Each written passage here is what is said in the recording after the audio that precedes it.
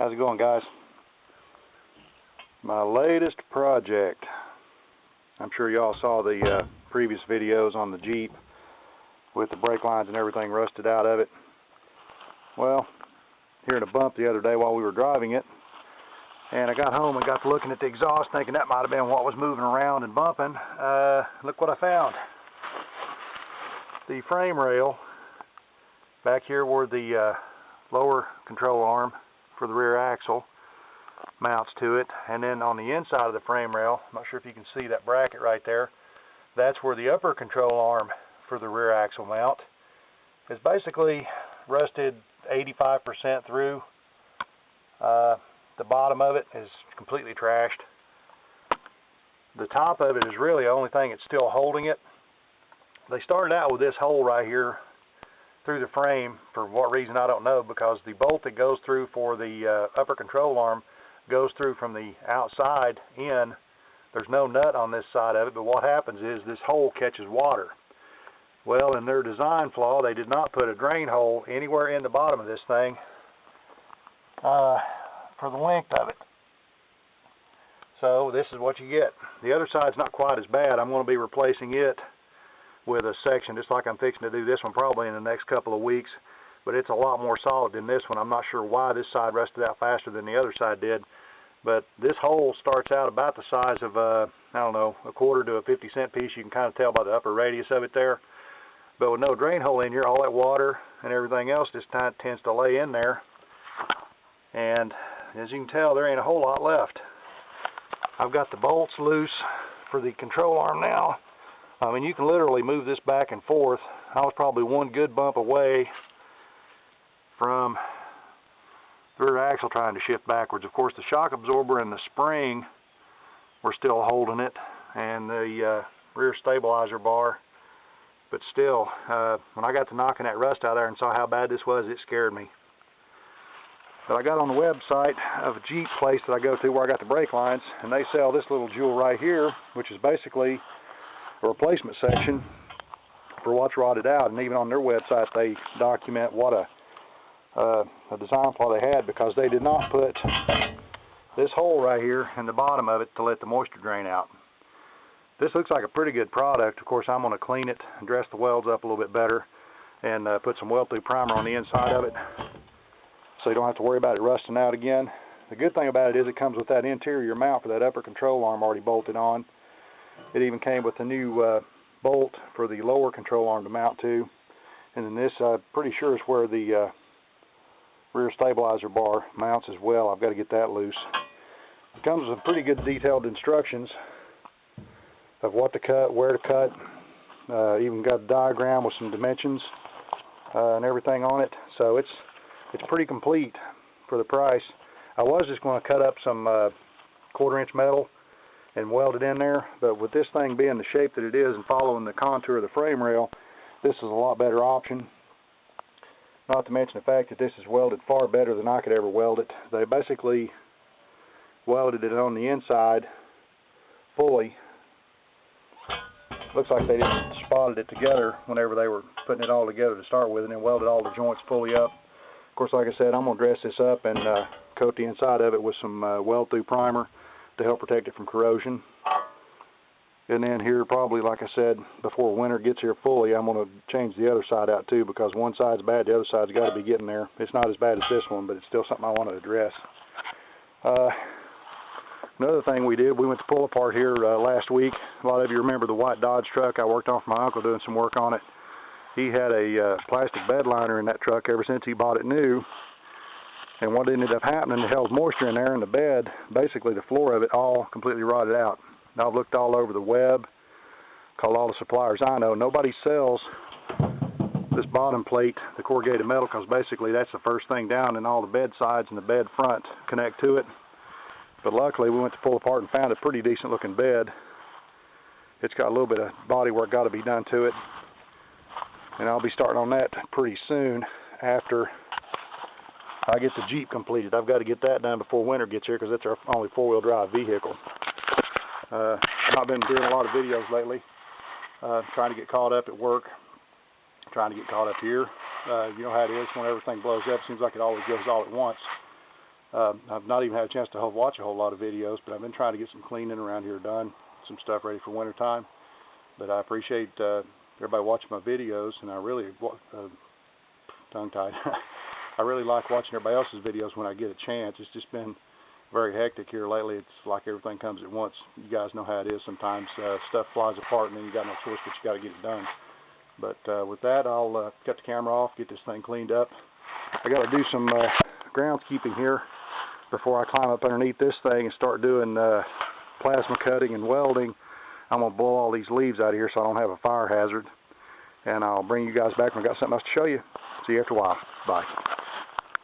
Okay guys, the first step in trying to get this thing done is removing this inner wheel liner or protector, because it's plastic, and since it goes right over the top of the frame rail, I was really worried about the heat either melting it or catching it on fire.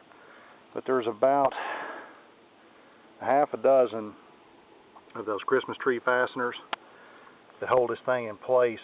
You have to kind of brush the dirt off and stuff to find them all.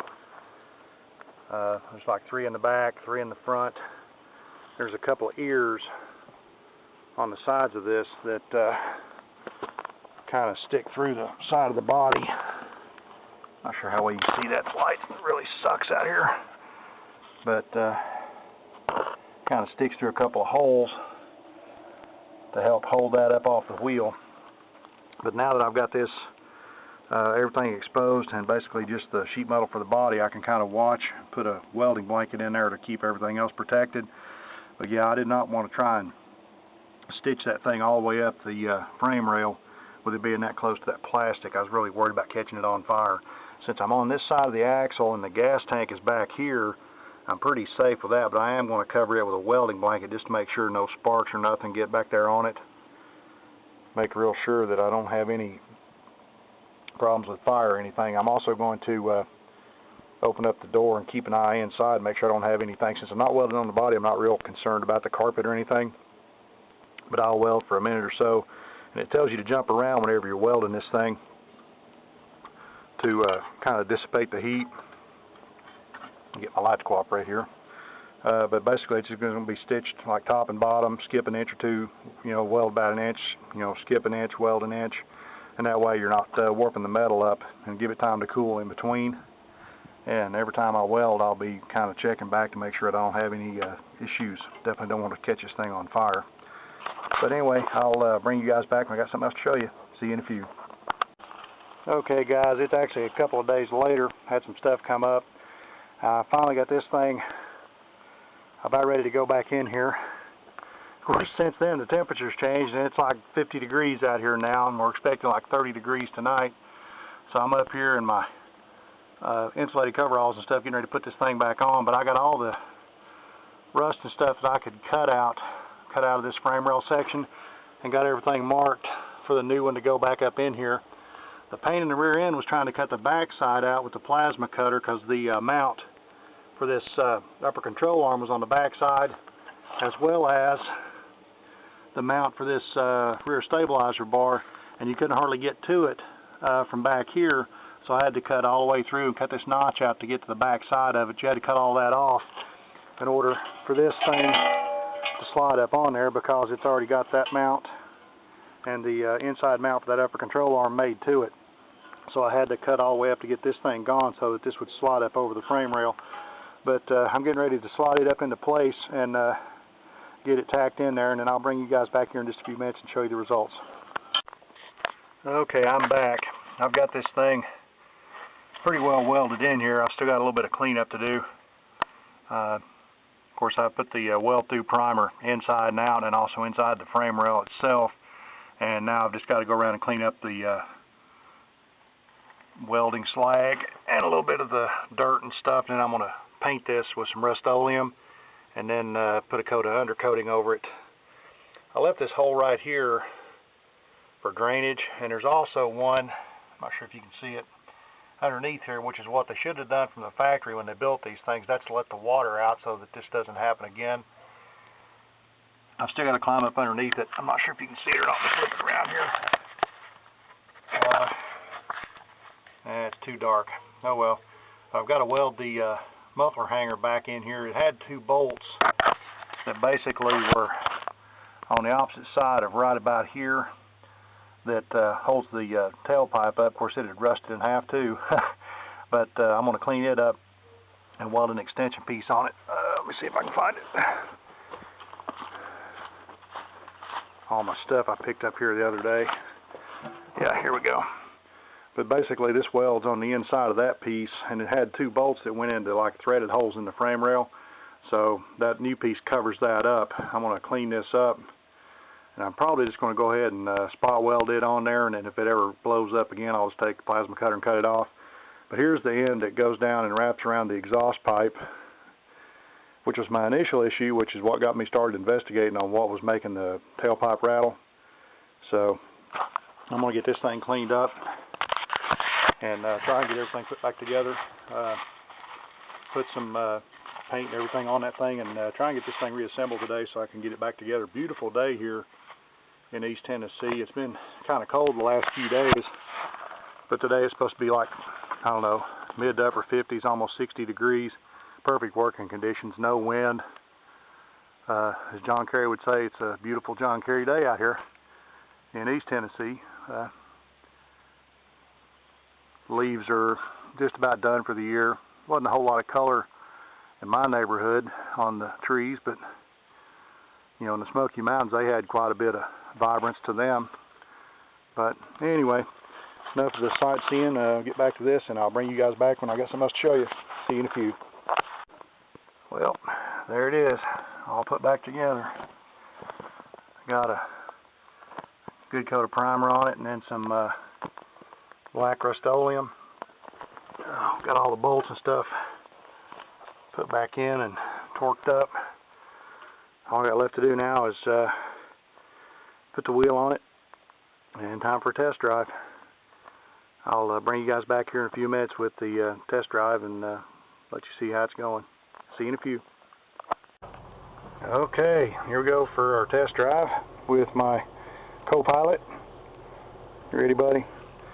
Let's see what we got here. Well, it didn't pop, and the axle stayed in place when I put it in reverse. That's a good thing.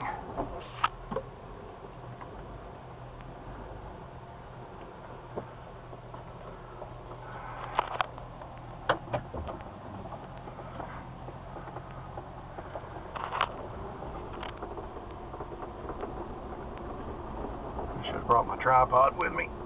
Well, good thing it's not a straight shift like my truck is.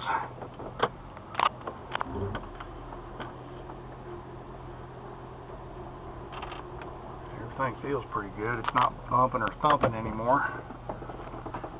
Okay.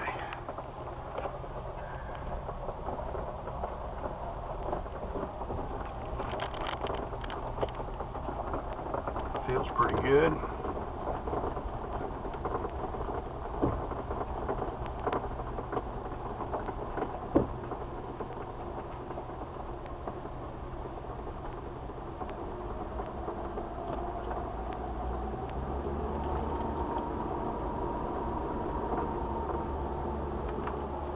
So what do you think? Are we okay?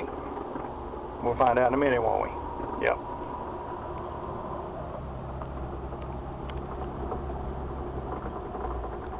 Of course, we know if we break down, you're pushing, right? He said, no way.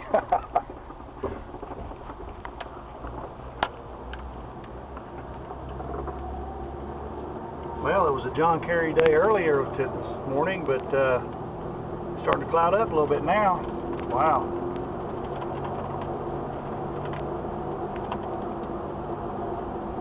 So far, so good.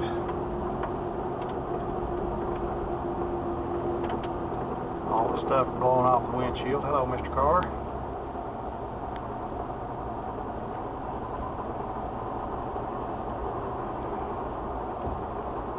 Yeah, it just totally blows my mind that the shape that these things were in, the frame rails on this thing. Definitely a bad design with that hole right there right beside of the wheel and no drain hole in the bottom. If any of you folks have got a TJ Jeep, which is like 99 or something like that, to 05 or somewhere in that range, you may want to check to make sure that your frame rails aren't rusted right there, because from what I understand reading on the forums and everything, that's a pretty common occurrence. But, I mean, that could be catastrophic if that thing ever let go. The rear axle could shear off, and then you'd be in a real mess. I'm just very fortunate that I caught it in time. You know, my wife and my kid drive this vehicle almost daily, so I feel very thankful that I was able to catch this before something major happened. I'll probably drive this vehicle another day or two just to make sure everything shakes out all right before I let them get back in it, just to make sure that there's no issues. I mean, if somebody's going to be broke down beside the road, I'd rather it be me than them.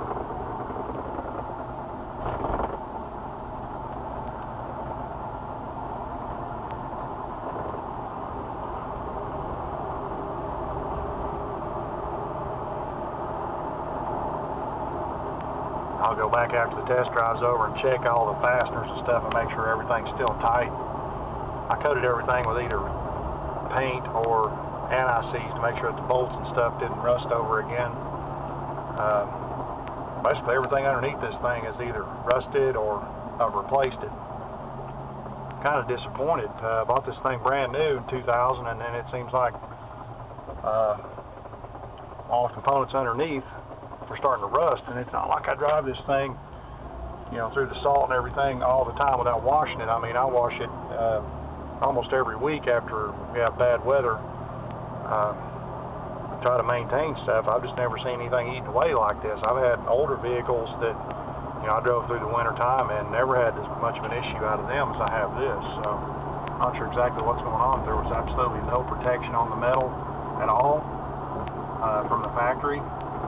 And then instances like with the brake lines and stuff, you know, they were just mild steel, and then the poor design on the frame rails.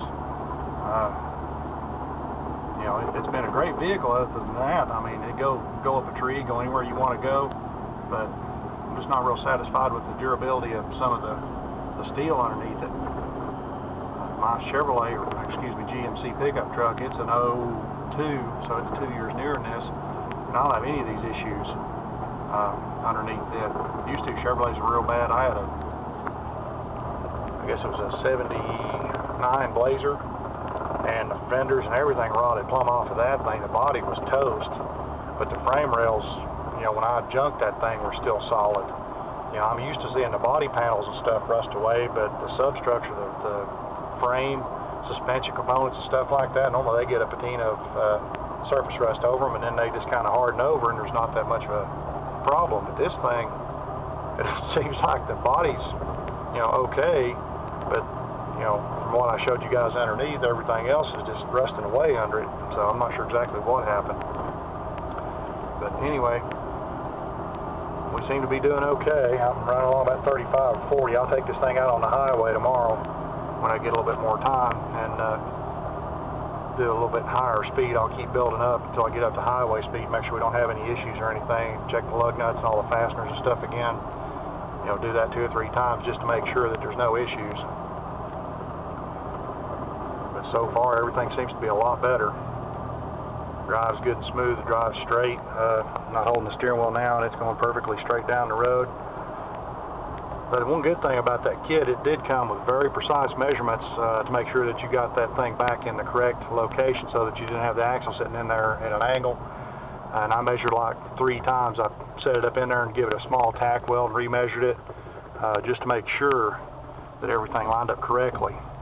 That's one good thing about that company that sells those things. They sell all the frame components, the center section, the front section, if you have to replace any of them. And they give you real great measurements of where to measure to make sure that everything's okay, so that you put everything back in correct alignment. Well, we're almost back to the house now.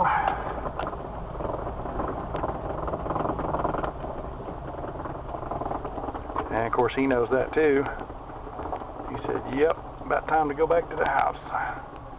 Well folks, I appreciate y'all watching, and I'll bring you guys back on the next, and hopefully there'll be something else on the Mustang here pretty soon after I got all these vehicles put back together. So y'all take care, and I'll see you then. See ya.